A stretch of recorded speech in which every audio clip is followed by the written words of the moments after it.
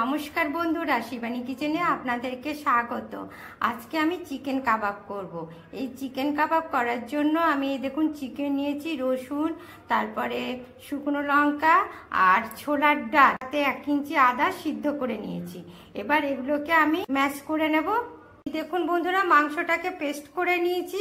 এবার এর মধ্যে দেখুন ব্রেড ক্রাম্ব মিশিয়ে দিচ্ছি, দিয়ে এটাকে ভালো করে মাখিয়ে নেব।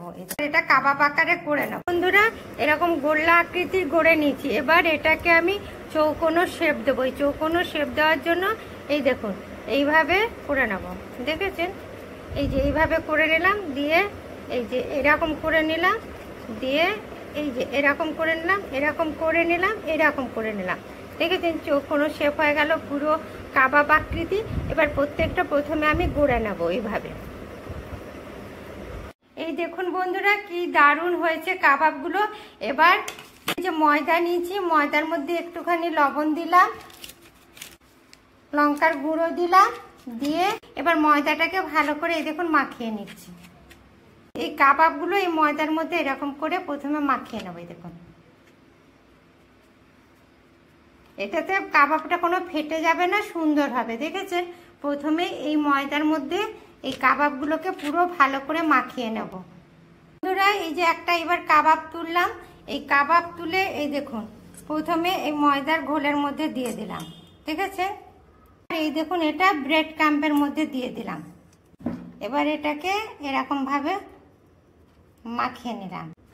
এবার এটাকে এই দেখুন ডিমের গোলার মধ্যে দিয়ে দিলাম, দিয়ে এই ডিমের গোলা থেকে তুলে নিলাম, দিয়ে আবার দেখুন ব্রেড ক্রাম্বের মধ্যে দিয়ে দিলাম। দেখেছেন কি সুন্দর হচ্ছে। এবার এটাকে আমি এই দেখুন তুলে নিলাম। এইভাবে আমি প্রত্যেকটা কাবাবকে পুরো সুন্দর করে কোটেড করে নেব।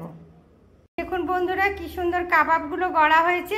এবার চলুন এগুলোকে ভেজে নিই। এই দেখুন বন্ধুরা, তেলটা গরম হয়ে গেছে, খুব বেশি তেল গরম করা যাবে না। এবার আমি এই দেখুন কাবাবগুলো ছেড়ে দিচ্ছি।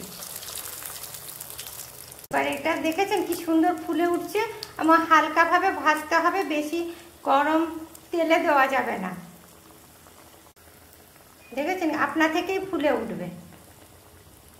দেখেছেন বন্ধুরা, কি সুন্দর লাল হয়ে গেছে, এক পাশটা হয়ে গেছে। এবার উল্টে দিলাম। এই দেখুন, আপনারাও ঠিক এইভাবে কাবাবগুলোকে ভেজে নেবেন, দারুণ খেতে হবে। এবার দেখুন ভাজা হয়ে গেছে, দেখুন কি সুন্দর লাল লাল ভাজা হয়েছে। দেখেছেন, এবার এটাকে আমি তুলে নিচ্ছি। দেখেছেন বন্ধুরা, কি দারুণ কাবাবগুলো হয়েছে। আপনারাও ঠিক এইভাবে কাবাবগুলো ভাজবেন, দেখবেন দারুণ খেতে লাগবে। আর আমার এই রেসিপিটা আপনাদের যদি ভালো লাগে তবে লাইক করবেন, কমেন্ট করবেন, শেয়ার করবেন। Thank you.